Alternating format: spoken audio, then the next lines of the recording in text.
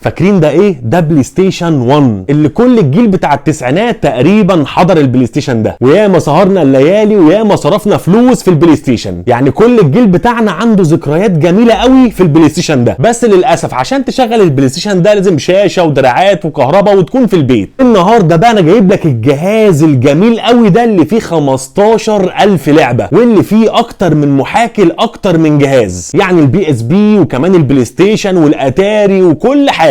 هوريك كل حاجه عن الجهاز، ايه اللي موجود جوه العلبه وازاي بنشغله، ايه الالعاب اللي عليه، وايه الكواليتي كمان بتاعته. بس ما تنساش لو انت اول مره تشوفني لايك وكومنت وشير. انا رامي حموده، كل يوم منتج جديد واختراع جديد، ويلا بينا. ده شكل الجهاز والموديل بتاعه اسمه R36S، وبيكون متوفر بالالوان اللي انت شايفها دي، بس انا موفر لك احسن لونين، الاسود والبربل. ومن ورا هنلاقي شويه بيانات عنه، ان هو 3500 ملي امبير البطاريه بتاعته، بتقعد معاك لحد 10 ساعات استخدام، والرامات بتاعته 1 جيجا، وكمان المساحه بتاعته 64 جيجا. هنفتح الجهاز بتاعنا ونسمي الله عشان فيه عظمه جامده قوي. يلا بينا.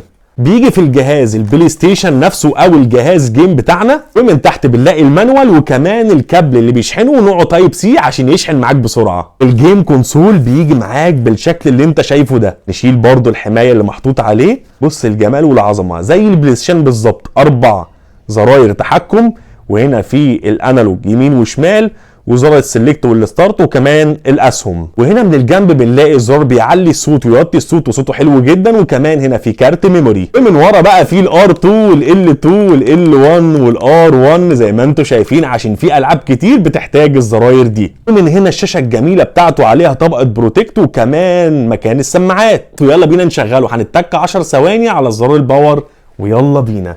تكينا على زرار الباور 10 ثواني عشان يفتح معانا. بص الجمال والشياكه، بجد جامد جدا جدا جدا. بص بقى الريزوليوشن عامله ازاي. على فكره انا منور اضاءه كبيره جدا، يعني ده لو شاشته مش حلوه مش هيظهر لك اي حاجه. دي كده محاكي لحاجه، ودي الحاجه تانية، ودي الحاجه تانية منهم. بقى البلاي ستيشن هوري لك ده اتاري اهو. بص ده اتاري نوع تاني، ده نوع تاني. هنا الله، ده بقى اللي كنت بكلمك عليه. وده مش اعلى حاجه، لسه في البي اس بي. يعني بص ده كده مش اعلى حاجه. وفي المفاجاه بقى ان هنلعب مع بعض دلوقتي جاتا. تعالوا نلعب مع بعض جاتا. بصوا زي ما انتم شايفين. بص الكلام بقى والجمال. بص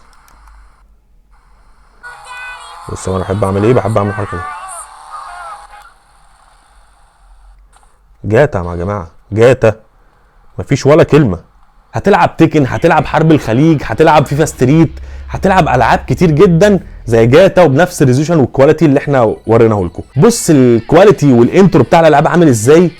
قرب كده عليا. بص الموضوع يا جماعه مش عادي، موضوع مش عادي. بص الكواليتي والانترو.